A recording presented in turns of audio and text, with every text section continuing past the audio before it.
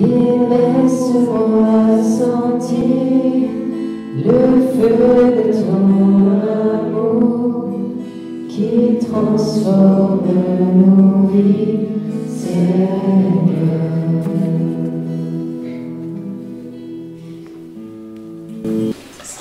La seule certitude, c'est que de toute façon, personne ne sortira de ce week-end comme il est arrivé. Moi compris, voilà, mais ça c'est entre Dieu et moi. Moi j'ai déjà fait mon deal. Hein. Donc faites votre deal avec Dieu et demandez-lui déjà un certain nombre de choses. C'est soit vous demandez, soit vous dites je te laisse carte blanche et j'accueille tout ce que tu me donnes. C'est deux façons de faire qui sont toutes aussi bonnes. Donc moi j'ai déjà fait mon deal avec Dieu, je vous laisse faire. Après il y aura du temps seul. Donc je vais juste vous commencer par vous donner mon expérience de Saint-Esprit. Désolée pour ceux qui commencent à connaître mon témoignage par cœur, hein, n'est-ce pas Monique? Donc voilà, mais bon, il y en a qui n'ont pas encore entendu. Moi j'ai fait une première expérience de Dieu quand j'avais 16 ans. À l'âge de 16 ans, alors que vraiment l'image de Dieu que j'avais à cette époque-là, c'est que Dieu était un sadique. C'est-à-dire qu'en gros, Dieu, il s'amusait à nous rendre heureux, puis après il s'amusait à nous rendre malheureux, qu'on était un peu comme des pantins entre sa main, et puis voilà. Donc en fait, Dieu jouait avec nous, donc Dieu était un sadique. Et j'ai fait une première expérience de Dieu, là où j'ai commencé à ouvrir mon cœur, et j'ai réalisé qu'en fait, Dieu m'aimait. Déjà, c'était quand même, je trouve ça déjà pas mal, mais que non seulement Dieu m'aimait, mais que Dieu était venu me chercher et que Dieu m'avait sauvé. C'est vraiment une première expérience.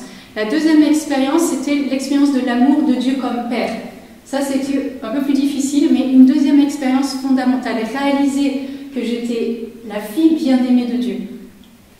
Pareil, et que j'étais voulue et désirée comme enfant de Dieu. Ça, c'est la deuxième chose. Mais en fait, pour moi, ce n'était pas suffisant, dans le sens où ça n'a pas... Enfin, ça a déjà changé des choses dans ma vie, mais en fait, ça n'a pas changé suffisamment pour que vraiment que je me détermine pour Dieu. Et donc, pareil, c'était tout sur la même année. Je suis allée dans une église évangélique. J'aime les frères évangéliques et je n'ai pas peur de le dire. Je suis allée dans une église évangélique. Et là, j'ai vu des chrétiens qui priaient avec une telle liberté, avec une telle joie, et ils parlaient du Saint-Esprit comme une personne. Alors moi, j'ai trouvé ça très très bizarre. Et j'avais ma petite sœur qui était à côté de moi, on était vraiment dans le fond. On regardait, puis bon, on ne priait pas, on regardait. Hein. C'était très spectateur. Et ma sœur qui a fait ils sont tous complètement tarés ici, quoi. Et moi, je le pensais vraiment profondément. Et je me dis, ils sont tous malades, en fait. Et en fait, il y avait quelque chose qui me disait que c'était pas du chiquet, c'était cette joie, et il y avait une vraie authenticité. Ils avaient comme une vraie relation avec le Saint-Esprit, qui paraît comme une personne, en fait. Et donc, du coup, ça m'a beaucoup interloquée. Je suis rentrée chez moi. Je suis allée dans la bibliothèque de la famille et j'ai trouvé un bouquin qui probablement était là depuis toujours mais que je n'avais jamais vu, qui s'appelle Bonjour Saint-Esprit. Donc de Vénige, peut-être il y en a parmi vous qui l'ont lu. S'il y en a qui le trouvent, lisez-le, vraiment c'est un super bouquin. Et j'ai lu ce bouquin durant la nuit et du coup une fois que j'ai fini ce bouquin, je me suis mis à genoux dans ma chambre et j'ai fait cette prière. J'ai dit Seigneur, si ce que j'ai vu dans cette église, voilà, de ces gens qui parlent du Saint-Esprit, c'est réellement vrai, et si ce que j'ai lu dans ce bouquin c'est vrai, alors moi je veux vivre la même chose. Dans le sens où voilà, j'avais l'impression qu'il me manquait quelque chose, mais je ne savais pas quoi. Et à partir du moment, juste au moment où j'ai fait cette prière-là, j'étais visitée comme par un feu en fait. Il y a un feu qui s'est allumé dans mon cœur et c'était physique. J'étais comme traversée par un feu. Et là, ma vie a complètement changé. C'est fait cette expérience effectivement que le Saint-Esprit était une personne, qu'il était vivant et qu'on pouvait avoir une relation avec le Saint-Esprit. C'était pas quelque chose que souvent on demande qu'est-ce que le Saint-Esprit, finalement on ne sait pas trop. Mais surtout, on ne va pas dire que c'est une personne. On va dire c'est quelque chose, un esprit qui plane, on ne sait pas trop. Mais là, vraiment, c'était à partir de ce moment-là, ma vie a complètement basculé, elle a complètement changé. C'est cette expérience avec le Saint-Esprit, ce qui ne veut pas dire que les autres expériences avant n'étaient pas bonnes, elles étaient importantes et fondamentales, mais il manquait réellement quelque chose dans ma vie. Du coup, je ne vais pas dire qu'est-ce que le Saint-Esprit, puisque, voilà, mais qui est le Saint-Esprit? Et effectivement, le Saint-Esprit, c'est une personne. Dans le sens où, ce qui définit une personne, c'est pas seulement le physique, puisque le Saint-Esprit n'a pas de corps physique, on ne peut pas le toucher. Mais il a sa propre personnalité propre qu'on apprend à découvrir en le fréquentant. Voilà, il a une manière de faire, et en plus, il a une manière de faire différente avec chacun de nous. C'est quelqu'un, et on peut avoir une relation, il peut, voilà, de temps en temps, il vient nous chicoter Il vient nous titiller, il vient nous, voilà, il vient nous montrer qu'il est là, il vient nous embraser. Et selon le moment, voilà. Quand on a besoin de gros câlins, il est là, il fait des gros câlins. Quand il a besoin de nous booster, vous savez, comme un parent qui dit « Allez, t'es capable, vas-y », il est là, il te dit « Allez, on y va, tu peux y aller, tu peux aller encore plus loin ». En fait, il a toutes ces facettes-là, et on a toute la vie pour rencontrer chacune de ces facettes-là. Et ce qui est très intéressant, c'est que d'une expérience à l'autre, on se rendra compte que le Saint-Esprit ne nous montre pas toujours les mêmes facettes. Pourquoi? Parce qu'on est différents. C'est bien d'être différents. Et qu'on a des besoins différents, même au niveau spirituel. Donc, le Saint-Esprit est une personne, c'est la troisième personne de la Trinité, le Saint-Esprit est Dieu. Trop souvent, en fait, je crois que c'est Gérald qui avait posé la question par rapport à la Trinité. Et de temps en temps, on est un peu perdu dans la Trinité. En fait, Dieu est Dieu, le Saint-Esprit est Dieu, Jésus est Dieu, le Père est Dieu. Et quand on prie là, on prie les trois, et ils se débrouillent là-haut. Donc, peu importe que tu pries le Père, que tu pries le Saint-Esprit, que tu pries Jésus, de toute façon, Dieu est Dieu. Voilà. C'est juste qu'après, on apprend à avoir une relation avec chacune des trois personnes, et après, on a des chouchous dans la relation de la Trinité. Donc voilà, il y en a, ils vont plus être, ils ont besoin du Père, d'autres, ils vont plus avoir besoin de Jésus. Moi, je suis fan du Saint-Esprit, mais bon, ça, tout le monde le sait, je pense, maintenant. Donc voilà, on a besoin aussi d'avoir un lieu comme ça. C'est pas parce que moi je suis fan du Saint-Esprit que les autres c'est moins bien. C'est pas parce que, moi j'en connais, c'est eux, c'est leur papa d'amour, alors surtout faut pas y toucher. Dieu, papa d'amour, alors là, non, voilà. Chacun son type de relation, et c'est beau, et c'est important, et c'est ce que Dieu vient révéler au cœur de chacun. Le Saint-Esprit, il est présent du début à la fin de la Bible. Vous pouvez lire partout, chercher partout le Saint-Esprit. Il est présent de la création, il sera présent jusqu'à la fin. Il est présent de la Genèse jusqu'à l'Apocalypse. Vous pouvez, dans toutes les Écritures, on parle du Saint-Esprit. Il est là depuis la création du monde, il sera là jusqu'à la... De toute façon, il est éternel, donc il a toujours été là, il sera toujours là. Dans nos vies, de façon plus spécifique, alors il y a sûrement d'autres choses, mais moi, c'était les trois choses que j'ai tirées comme enseignement, donc on m'a enseigné moi-même, c'est que le Saint-Esprit pour notre vie, c'est notre guide, notre conseiller et notre consolateur. Alors il y a des choses qui peuvent paraître plus évidentes que d'autres. Savoir que quand on a besoin de quelqu'un pour nous guider, le Saint-Esprit peut être là, nous montrer le chemin, nous dire, tu vois, si tu vas là, pour toi c'est encore mieux, ça correspond à qui tu es, etc. Être aussi passé par nous pour guider les autres.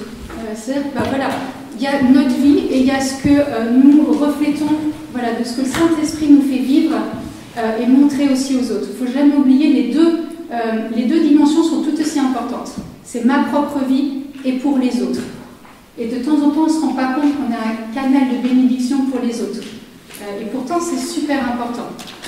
Notre conseiller, chaque fois qu'on a besoin de conseils, chaque fois qu'on a besoin aussi que les gens viennent nous demander des choses, avant d'ouvrir la bouche, de pouvoir demander au Saint-Esprit d'être ce conseiller-là. C'est jeudi. Jeudi, c'était une journée de repos pour moi. Du coup, c'était une journée de repos un peu particulière, mais du coup, l'après-midi, j'ai un de mes meilleurs amis qui est prêtre qui m'a appelé. Une situation vraiment compliquée. Vous savez, il y a des fois des choses qu'on ne peut pas dire, on ne peut pas conseiller, en fait, tout simplement. Il y a des choses, ça ne sert même à rien, parce que qu'est-ce que vous voulez dire? Je n'avais pas grand-chose à dire, à part écouter. Là, ça a été, Saint-Esprit, tu te débrouilles, mais c'est toi qui gères la situation. À part l'accueillir et l'écouter et encourager, je ne peux pas faire grand-chose. Voilà. Et donc, du coup, c'est laisser faire aussi le Saint-Esprit, surtout dans des situations où nous, on a l'impression que finalement, on n'est pas à la hauteur, on n'est pas compétent. Et surtout dans ces situations-là, le Saint-Esprit prend le relais. Et de temps en temps, les gens disent, tu te rappelles quand je t'avais parlé de ta situation, tu m'avais dit, alors moi, généralement, quand on fait ça, je ne me rappelle jamais de ce que j'avais dit. Mais réaliser en fait que, oui, il y a des fois des choses qui nous, entre guillemets, qui nous échappent, ou qu'on dit, on n'a pas conscience. Tout à coup, c'est le Saint-Esprit qui prend le relais et qui dit juste ce dont la personne elle a besoin. Et ça marche dans l'autre sens. Des fois, on va voir quelqu'un, puis on a des choses qui nous travaillent sur le cœur. Je sais pas, tu discutes et puis la personne, elle te dit juste ce dont tu entends. Pourtant, elle n'est pas au courant de ta situation. Elle n'est pas au courant de ce que tu vis. Elle n'est même pas au courant des questions que... Et elle ne lit pas dans les cœurs. Hein. Ça ne marche pas. Donc, elle est juste à ce moment-là, elle a juste dans sa vie une faille qui permet que le Saint-Esprit puisse passer et qu'elle puisse venir te toucher à son tour. Donc, le Saint-Esprit, c'est vraiment un guide, un conseiller, mais c'est aussi un consolateur. Ça, c'était pour moi plus difficile à conceptualiser, parce qu'on se dit, ben, c'est bizarre quand même. Et en fait, si dans la Bible, on parle de la consolation de Dieu dans les épreuves. Et un jour, je venais de vivre une grosse épreuve. J'étais encore toute jeune, je sais pas, je vais avoir, pas trop, peut-être 18 ans. Et j'étais assise sur mon lit. Et puis, vous savez, la question, je me disais, mais je fais quoi maintenant Enfin, vous savez, vous avez toutes sortes de choses qui me passent par la tête. Est-ce que je peux passer par la fenêtre, en sachant que j'habite au 6e étage, je disais un peu haut. Qu'est-ce que je fais? Enfin, vraiment en me disant, mais j'étais tellement dans un tel état. Bon, l'avantage d'être assise sur mon lit, que vous savez, il y a toutes sortes de choses qui vous passent en disant, mais là, je ne peux pas gérer, c'est trop dur, c'est trop douloureux. Et puis là, tout à coup, je me suis dit, ah ouais, on m'a dit. Rappelez-vous les on m'a dit. On m'a dit que le Saint-Esprit, c'était un consolateur. Et j'étais toujours assise sur mon lit et je dis, bon, Saint-Esprit, vous savez, c'est les trucs qu'on essaye des fois, on n'y croit même pas trop, quoi. Et Saint-Esprit, on m'a dit que tu étais un consolateur, alors bah, écoute, maintenant je te demande de venir consoler ma vie. Et c'est vraiment, moi, c'était une expérience qui était assez intéressante parce que tout à coup, il n'y avait plus de problème dans ma vie. Je ne sais pas comment vous dire, mon cœur était comme complètement restauré. Et c'était tellement instantané que j'y croyais pas, en fait.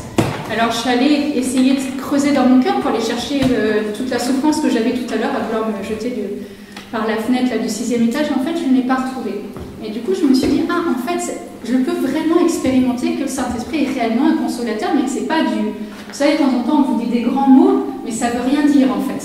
Je me suis dit, ah, là, au moins, c'est concret. Et du coup, j'ai appris comme ça que quand j'avais des difficultés dans ma vie, bien sûr que c'est aussi important d'en parler. Donc, moi, à l'époque, je ne parlais pas. 18 ans, je ne parlais pas. J'ai commencé à parler à partir de 25 ans, pas parce que je ne parlais pas, mais je ne parlais jamais des choses importantes. Vous ne pouviez jamais savoir si j'allais bien, pas bien, et vous ne pouviez rien savoir de ma vie. Je veux dire, les gens ne savaient rien du tout de ce que je vivais. Après, il a fallu que j'apprenne. Mais c'est-à-dire que je me suis dit, bah, au moins, il y a quelqu'un qui est là, à qui je vais pouvoir parler et dire que ça ne va pas. C'était le Saint-Esprit. C'est-à-dire la première personne qui a connu ma vie. C'était lui. Mais au moins, je vous assure, c'était radical et efficace. Moi, je suis une femme, il paraît que les femmes, quand on ne va pas bien, il faut qu'on raconte à tout le monde. D'ailleurs, qu'on prend le téléphone. Mon avantage, c'est que moi, je n'avais pas eu cette habitude-là, donc je ne parlais pas. Et donc, voilà, souvent, voilà, il y a une majorité de femmes, mais souvent, voilà, on prend le téléphone, puis on appelle tout le monde, toutes les copines, alors tout le monde est au courant que ça ne va pas. Ça ne marche pas pour tout le monde, hein. Mais c'est, paraît-il, voilà, le cliché un peu féminin. Et ben, du coup, avant d'appeler et d'appeler la bonne personne pour avoir les bons, c'est d'abord, Saint-Esprit, je commence par te poser et te déposer cette situation-là. Il paraît que les hommes, eux, ils vont aller s'enfermer dans la grotte, et puis ils vont attendre de mijoter, ça mijote. Donc, passer dans la grotte avec le Saint-Esprit. Je suis sûre que vous allez ressortir beaucoup plus vite et beaucoup plus apaisé. C'est apprendre à vivre notre vie de façon quotidienne et concrète avec Dieu. C'est pas Dieu qui est, on va dire, au-dessus ou à l'extérieur de nous. Dieu est de façon concrète dans les situations concrètes de nos vies. C'est pas Dieu n'est pas à côté de nous. Dieu est avec nous, en nous, et il nous aide à chaque étape de notre vie. Sinon, ça ne servira à rien que Dieu se soit incarné, qu'une monde qui soit proche, et au final, quand on en a besoin, Dieu soit là-haut sur un nuage. Et le Saint-Esprit, c'est celui qui ne cesse de travailler nos cœurs. En fait, depuis notre conception jusqu'à notre mort, le Saint-Esprit ne cessera de travailler nos cœurs. Et il a travaillé nos cœurs même avant que nous sachions que Dieu existe. Il a travaillé notre cœur avant même que nous sachions que le Saint-Esprit existe.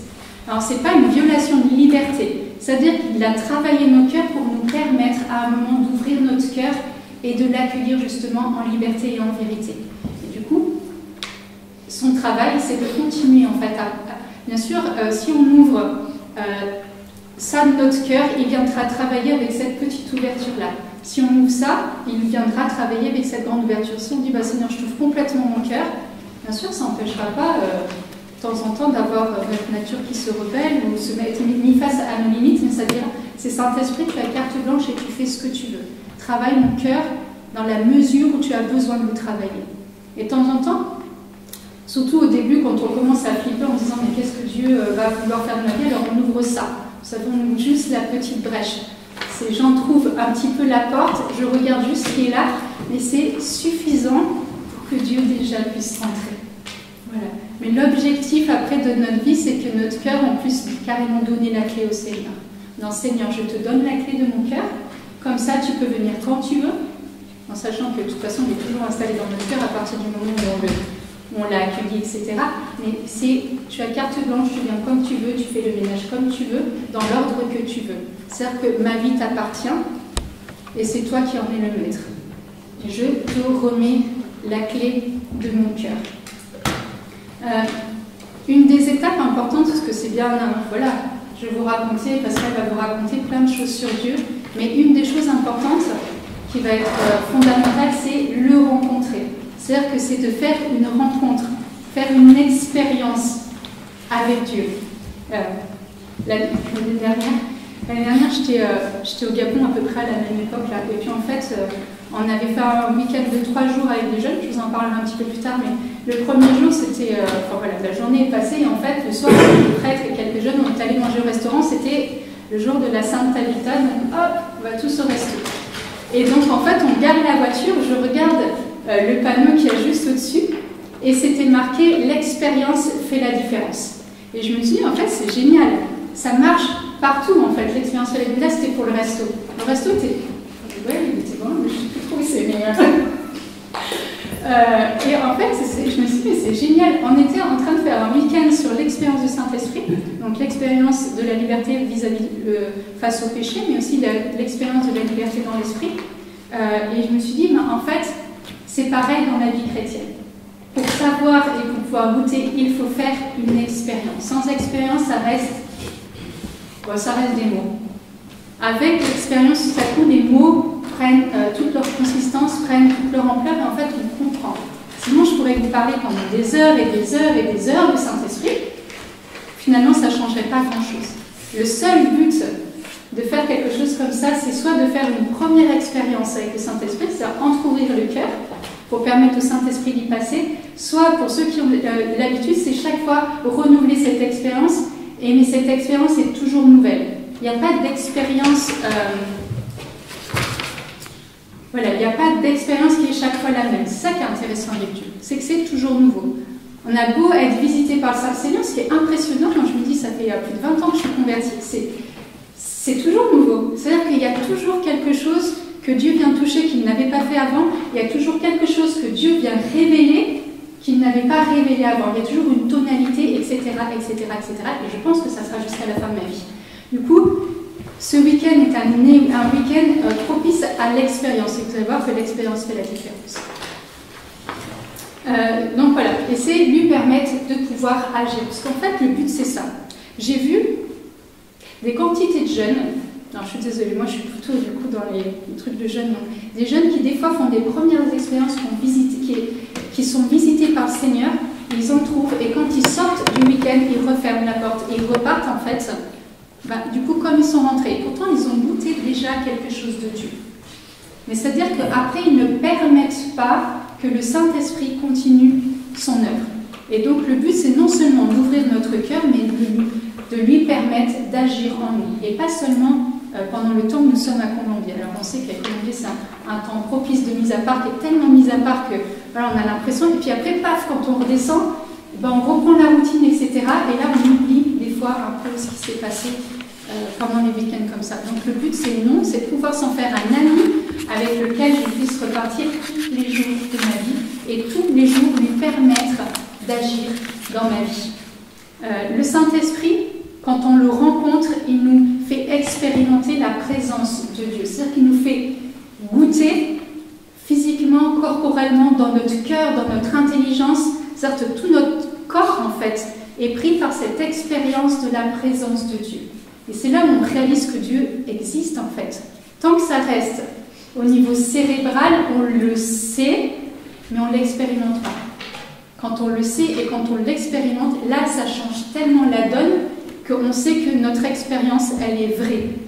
On peut mettre des mots dessus, etc. Et cette expérience de la présence de Dieu, ce n'est pas n'importe quelle présence, c'est la présence de l'amour de Dieu. Finalement, la seule expérience qu'on a besoin de faire, c'est cette expérience de l'amour de Dieu. Cet amour qui vient changer complètement nos vies. Parce que si on vous dit, si je vous dis, voilà, l'expérience de Dieu qu'on va faire, c'est une expérience d'un Dieu, comme je vous disais tout à l'heure, sadique ou fouettard, vous allez dire, non merci, c'est pas pour moi. C'est l'amour, en fait, de Dieu que nous expérimentons chaque fois que nous nous approchons de lui, chaque fois que nous ouvrons notre cœur et chaque fois que nous permettons à Dieu de venir en nous. Il n'y a pas d'autre expérience. En fait, vous pouvez résumer toutes vos expériences de Dieu, passées, présentes et toutes les futures, simplement dans l'expérience de l'amour de Dieu. Et c'est ça qui change notre vie, l'expérience de l'amour. On le voit déjà sur une petite échelle, à l'échelle humaine. Souvent, c'est les ados, les premiers amours, vous savez, alors ça change complètement. On voit les filles qui tout à coup, qui s'épanouissent, qui se découvrent, etc.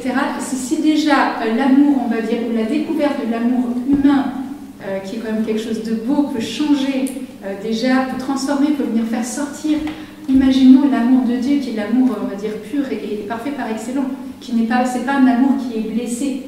Combien, à plus forte raison, ça peut faire ce chemin et ce travail dans notre vie. C'est Saint Paul qui nous dit « Car l'amour de Dieu a été répandu dans nos cœurs par le Saint-Esprit qui nous a été donné. » Chaque fois que le Saint-Esprit vient, ce qu'il nous donne finalement, c'est l'amour de Dieu. Il ne nous donne pas autre chose. Et pouvoir rencontrer Dieu, c'est pouvoir rencontrer du coup le Saint-Esprit, c'est pouvoir le prier. Souvent, après, on ne sait plus trop quoi faire.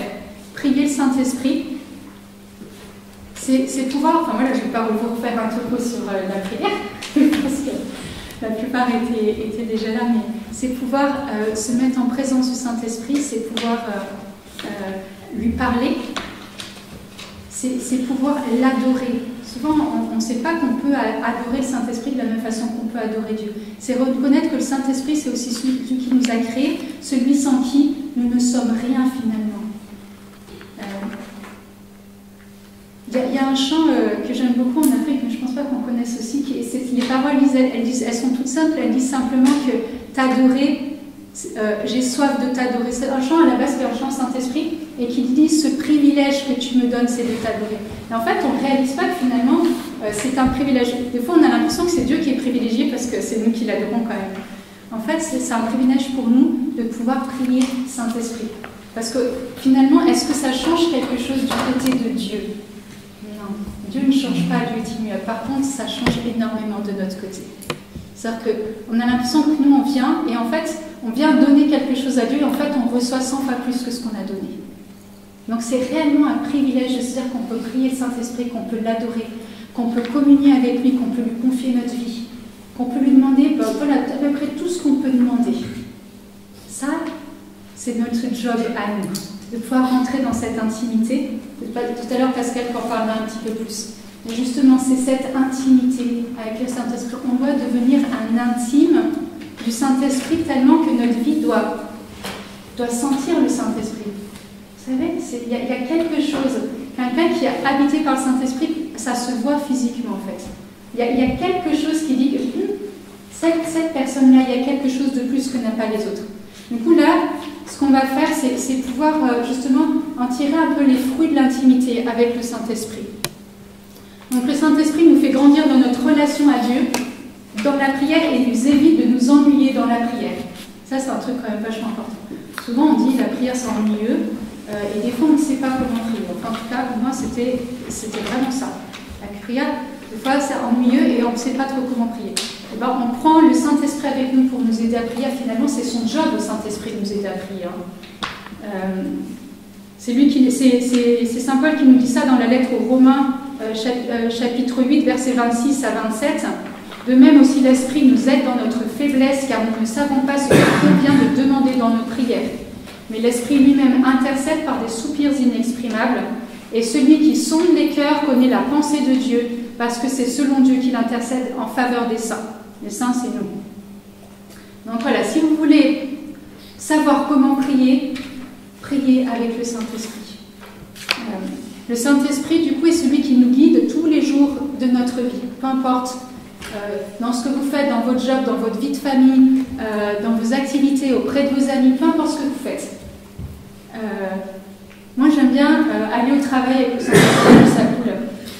J'ai plein de façons. Alors, ceux qui viennent, par exemple, dans mon cabinet en réflexologie, moi, je prie en langue pendant que je masse, en fait. Ça m'éclate. Il n'y a pas de musique. J'ai arrêté maintenant avec la musique. Donc, je prie. Les gens ne m'entendent pas, mais pour être... Voilà. Vraiment, je me suis dit, là, c'est un temps que la personne, en même temps que je fais les soins, elle soit visitée. Donc, la dernière fois, j'étais à l'hôpital. Ça fait quelques semaines. C'est pas très vieux. Et j'étais dans le couloir, j'allais dans un service, en fait, c'était la première fois que je mettais les pieds, et c'était un gros service, il y avait je ne sais pas combien de chambres.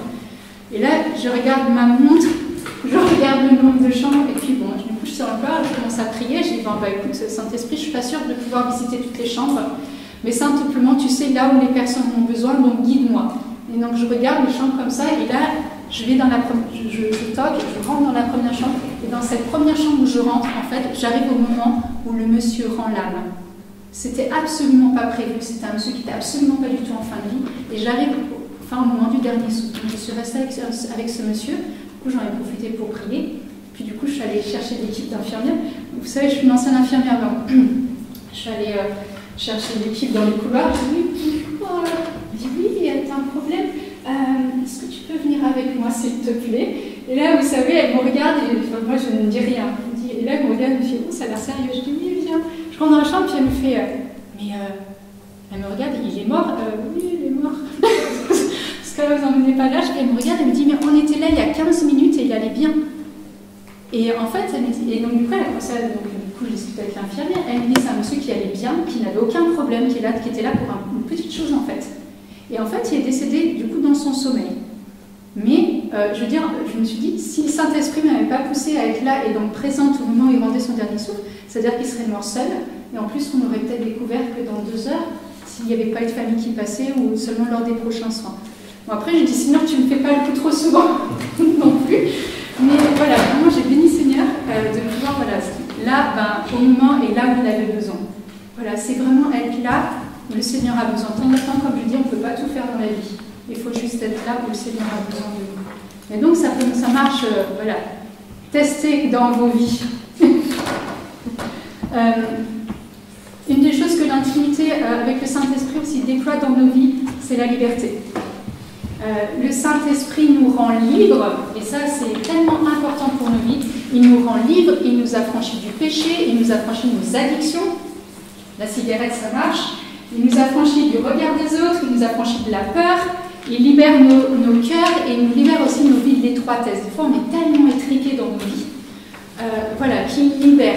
Il élargit nos pensées, il élargit nos cœurs, il nous sort de l'étroitesse et il rend en fait vraiment nos vies libres. Alors, c'est pas du jour au lendemain, c'est un travail, mais c'est tellement chouette tout à coup de réaliser qu'en fait, on est libre en Dieu, que le Saint-Esprit, c'est son job de nous rendre libres.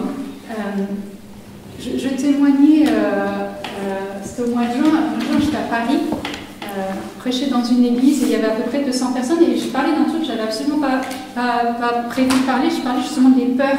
Et donc, je leur ai raconté des témoignages de ma vie. J'ai dit, de temps en temps, ma vie aurait pu être freinée par la peur.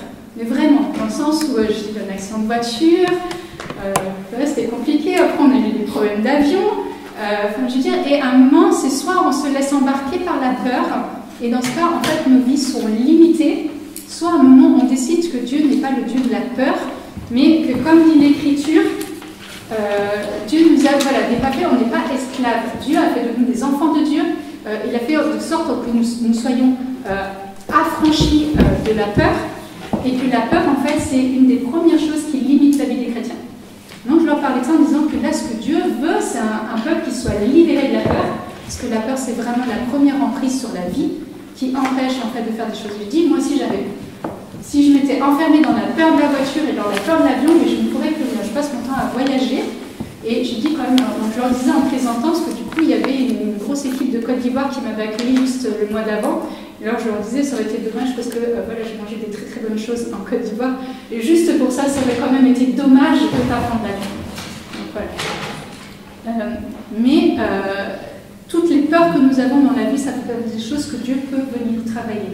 Et si à un moment elles restent, c'est parce qu'il y a aussi des choses dans nos vies où c'est pas le temps, c'est pas le moment, et même des choses qui nous semblent négatives sont des choses qui peuvent nous faire avancer. Mais Dieu est le Dieu de la liberté, le Saint-Esprit est un esprit de liberté, et le but de notre vie, c'est que nous soyons de plus en plus libres. Donc c'est Romains 8, versets 1 et 2 qui nous dit « Il n'y a donc maintenant aucune condamnation pour ceux qui sont en Jésus-Christ. En effet, la loi de l'esprit de vie en Jésus-Christ m'a affranchi de la loi du péché et de la mort. Il n'y a maintenant plus aucune condamnation. » Vous savez, généralement, toutes les condamnations que nous avons dans nos vies, c'est nous-mêmes qui nous les mettons. Et alors, nous culpabilisons pour des quantités de choses que finalement, ce n'est pas tellement les autres qui condamnent nos vies. Ce n'est pas Dieu qui condamne nos vies, mais nous avons un gendarme intérieur qui condamne condamne tellement nos vies que souvent nous préférons écouter notre gendarme intérieur que d'écouter la voix de Dieu. J'en parlerai un peu plus ce soir. Une des choses aussi que fait l'intimité avec le Saint-Esprit, il brûle nos cœurs. Et ça, pareil, ça marche pour tout le monde. Le Saint-Esprit brûle nos cœurs. Moi, ça a été une des premières expériences, c'est de réaliser que le Saint-Esprit est un feu. Et c'est l'Écriture qui nous dit que notre Dieu est un feu dévorant. Il ne vient pas nous dévorer, il vient dévorer tout ce qu'il y a en nous, justement, de peur, de tristesse, d'étroitesse de cœur. Il vient rendre notre vie libre. C'est comme le feu qui vient brûler toutes les impuretés. Voilà, il vient affiner, il vient, etc. Mais surtout, il vient brûler notre cœur aussi du désir de le donner. Dieu ne peut pas venir dans notre vie simplement pour nous-mêmes. Ça serait super égoïste.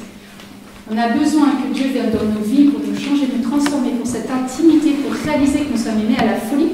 Mais Dieu vient aussi pour que nos vies puissent être un témoignage pour la vie des autres.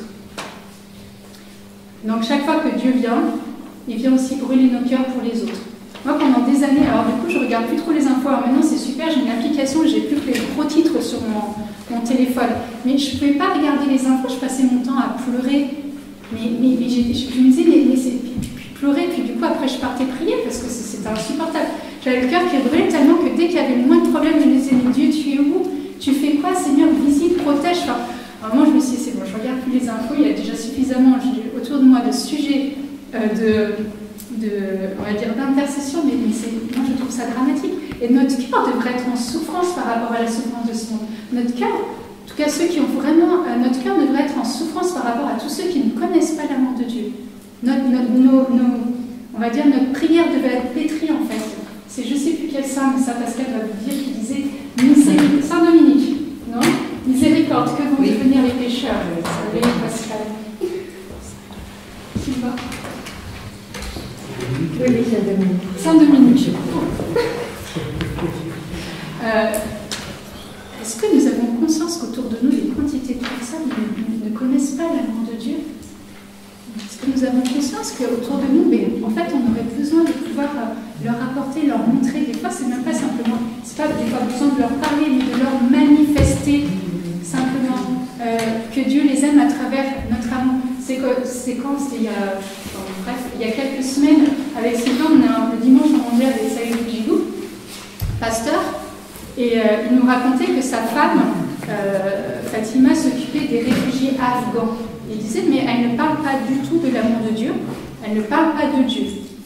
Mais là, on est vraiment dans on va dire, dans quelque chose de l'ordre de la compassion, une mission de compassion. Il nous disait que même sans parler explicitement de Dieu, vous avez déjà eu depuis le début de l'année 7 baptêmes de personnes afghanes. Des fois, notre vie est suffisante pour questionner en fait les autres. Pourquoi tu fais ça?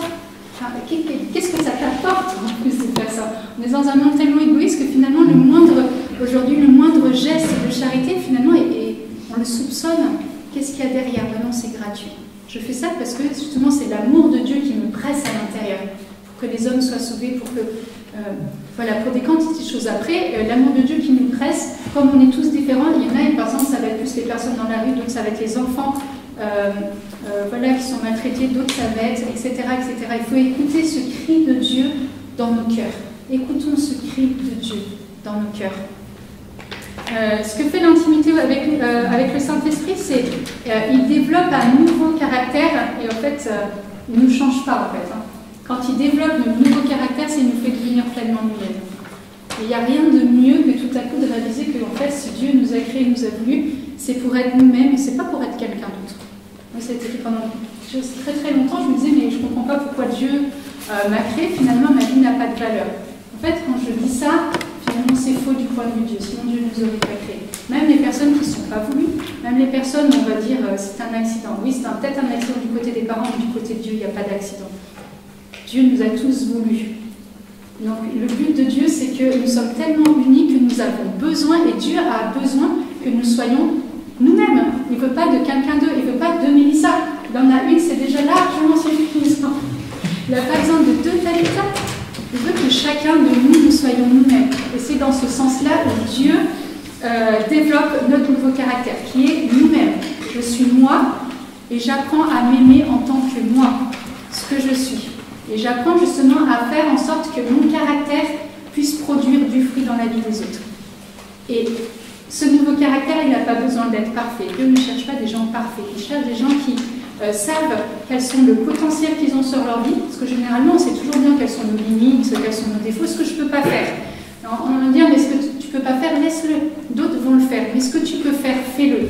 Parce que là, pour le coup, d'autres ne pourront pas le faire à ta place. Moi, j'ai des grands amis, en général, c'est des hommes qui, à la base, sont des gens qui sont très très durs. Apparemment, je vais avoir un faible pour les gars qui sont très très durs. Mais ce que je trouve génial, c'est qu'à la base, c'est des gens qui sont, enfin, des hommes qui sont extrêmement durs. Et en fait, plus ils avancent avec le Seigneur et plus ils sont durs. C'est, vous savez, comme pétri de l'intérieur. Donc, même les choses qui à la base ne sont pas forcément des qualités, Dieu peut les transformer pour en faire des qualités. Voilà, quelqu'un d'hypersensible, ça c'est moi par exemple, bah, c'est soit je me laisse happer par mon hypersensibilité, puis du coup je ne fais plus rien, soit je permets que Dieu vienne le travailler et Dieu vienne en faire une force. Chaque fois, en fait, Dieu vient équilibrer qui nous sommes en fonction de ce que nous sommes. Et ça nous transforme tellement qu'on peut être même transformé physiquement. Moi, j'aime beaucoup regarder les photos, des fois, les avant et après conversion. C'est incroyable. Puis, généralement, on leur donne 10 ans de moins après la conversion. Et pourtant, des fois, ça peut être plus de 10 ans. Moi, je trouve ça génial. On dit, chez les chrétiens, on a trouvé l'élixir de la vie éternelle. Quand tout le monde, c'est le grand truc, on rajeunit de machin, ça. L'expérience du Saint-Esprit nous fait rajeunir. Ça, c'est clair. Et même physiquement. Je trouve ça génial. On n'arrête pas de me dire que je vieillis plus. Et quand j'étais ado, on me disait, on me donnait 10 ans de plus, finalement, maintenant, on me donne 10 ans de moins. Bon, mais c'est comme ça. Et vous trouvez ça dans la deuxième lettre aux Corinthiens, chapitre 3, verset 18. Nous tous qui, le visage découvert, contemplant comme dans un miroir la gloire du Seigneur, nous sommes transformés en la même image de gloire en gloire, comme par le Seigneur l'Esprit. Nous sommes transformés de gloire en gloire. Nous sommes transformés d'expérience en expérience. Chaque fois que nous faisons une expérience de Dieu, Dieu nous transforme. Au départ, on ne va pas forcément le voir. Je vous assure, chaque fois, c'est comme si Dieu infusait. Il infuse, il infuse, il infuse, il infuse. Et au fur et à mesure, en fait, notre vie prend la saveur de Dieu. Nous sommes vraiment transformés. Nous sommes transformés à l'image et à la ressemblance de Dieu parce que nous sommes créés à l'image et à la ressemblance de Dieu. Une des choses aussi que l'intimité avec le Saint-Esprit fait, c'est qu'il restaure ce qui est brisé. Aujourd'hui, on va vous dire que quand il y a quelque chose qui est brisé, finalement, c'est pas réparable et qu'il faut des années de psychothérapie. J'ai rien contre les psychothérapies, j'ai rien contre les psychologues, et c'est important. Mais se mettre sous la présence de Dieu, il y a des choses qui... Dieu est un Dieu, ce que je disais, par l'amour, Dieu vient guérir, vient transformer et vient restaurer, vient redresser, vient restaurer ce qui est brisé. Ça n'empêchera pas la cicatrice, mais les vies vont pouvoir être des vies à nouveau droites. C'est pour ça qu'en Dieu, il n'y a pas de fatalité. Hier soir, j'étais avec des jeunes, des ados, donc jusqu'à 17 ans, et on parlait en fait de toutes choses. Alors j'étais allée, c'était très drôle, parce qu'on m'avait invité pour parler de la vocation, finalement on n'en a jamais parlé, parce qu'ils avaient plein de questions. Et notamment, à un moment, on a parlé à toute la fin des questions de sexualité. C'est quand même des questions préoccupantes pour les jeunes. Donc voilà, et à la fin, justement, c'est ce que je leur ai dit. Je dis, mais parce que du coup, après, c'était l'idéal, c'est ça. Je dis, oui, mais dans l'idéal, il y en a beaucoup qui se plantent. Et du coup, alors il y a une jeune qui était un peu, oui, mais bon, alors je dis non, parce que justement, il n'y a pas de fatalité en Dieu. Tu peux te planter. Dieu va venir chaque fois te restaurer, te relever et te vivifier. Sinon, ça veut dire que ça ne serait pas juste. Ça serait pas juste. Je veux dire, on se plante tous à un moment de notre vie. Je veux dire, il n'y a pas de moment. Voilà, et chaque fois, c'est soit j'accepte de rester, si par exemple je tombe, je fais le choix, soit je reste là où je suis. Soit je me dis, bon, ok, c'est bon, je me suis, et maintenant je me relève. Et Dieu vient, Dieu vient te relever en fait. Dieu vient faire ce mouvement-là. Donc il n'y a rien dans nos vies qui est de la fatalité. Ça peut être douloureux, ça peut être difficile, mais il n'y a pas de fatalité. Et on peut se dire, moi j'ai commencé très très mal ma vie. J'ai commencé, j'aurais dû mourir de toute façon, donc je vous ai dit, jusqu'à l'âge de 13 ans, ma vie elle avait très très mal commencé. Mais ce n'est pas une fatalité en soi. Il n'y a pas de fatalité. Peu importe la vie qu'on a eue, peu importe après, il y en a qui démarrent bien, puis tout à coup font un gros truc, il n'y a pas de fatalité avec Dieu. La seule chose, c'est pareil, c'est à quel moment et comment je fais pour que Dieu vienne dans mon cœur pour venir guérir tout ça. Et des fois, en fait, on a tellement honte, on est tellement blessé, on se referme sur sa blessure, et il n'y a plus personne qui peut l'approcher, du coup ça gangrène. Et le but justement c'est de se dire, bah non Seigneur, je t'offre ma blessure et tu viens la restaurer. Et donc l'année dernière, j'étais au Gabon, au fameux rassemblement des jeunes, il y avait, je sais pas, il y avait au moins plus de 1500 jeunes, 14, 30, à peu près cette fourchette-là.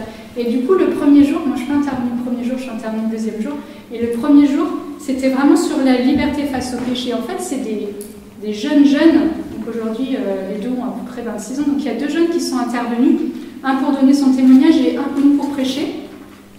Et les deux racontaient un peu, c'est des histoires assez similaires, mais des histoires de vie brisée. Je veux dire, aujourd'hui, on va te dire, mais qui va récupérer ce style de jeune?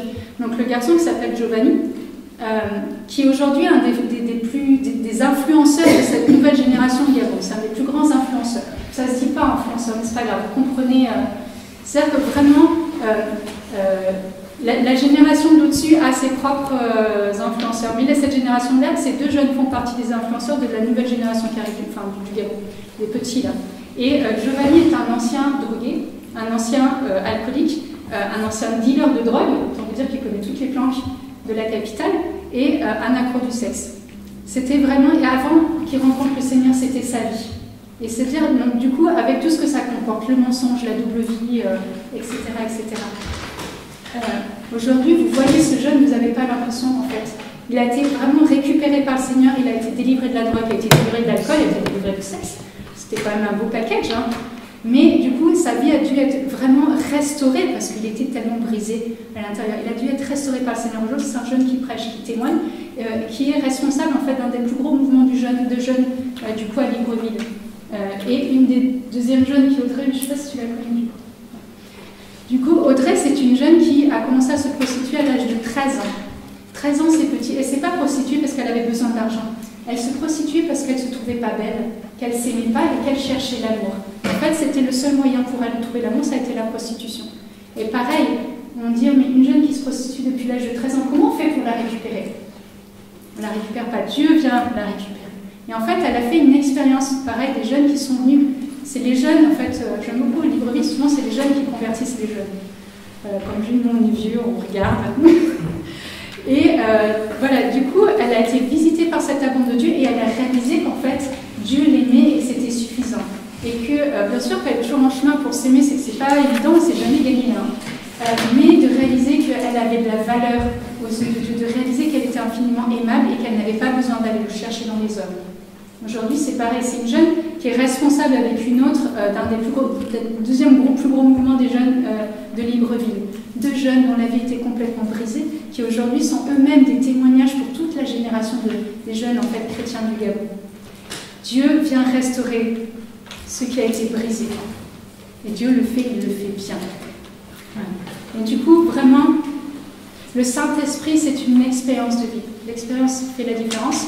Mais le Saint-Esprit, c'est une expérience de vie. Du coup, dans le sens, chaque fois qu'il vient, il vient pour donner la vie. Que ce soit qui donne le bonheur, que ce soit qui donne la joie, qui donne l'amour, c'est toujours une expérience de vie. Et finalement, le but de notre vie, c'est d'être toujours plus vivant. Il y a beaucoup de choses en nous qui sont morts, mais le but, c'est d'être toujours plus vivant, de se laisser aimer par le Seigneur. Et le Saint-Esprit est un esprit de vie. Donc, chaque fois que nous allons pouvoir ouvrir nos cœurs, ça va être une expérience de vie. Voilà. Du coup, Nathan, je vais juste vous prendre un chant. On va faire une toute petite expérience. On va prier comme des non-croyants. Des gens qui n'ont pas fait aucune expérience de Dieu. On va juste prendre un chant au Saint-Esprit.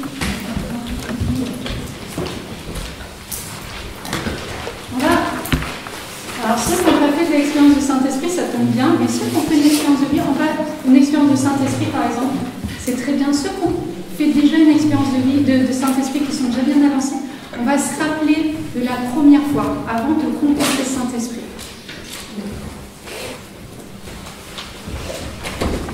Je sais que tu vous invite à fermer les yeux. Saint-Esprit.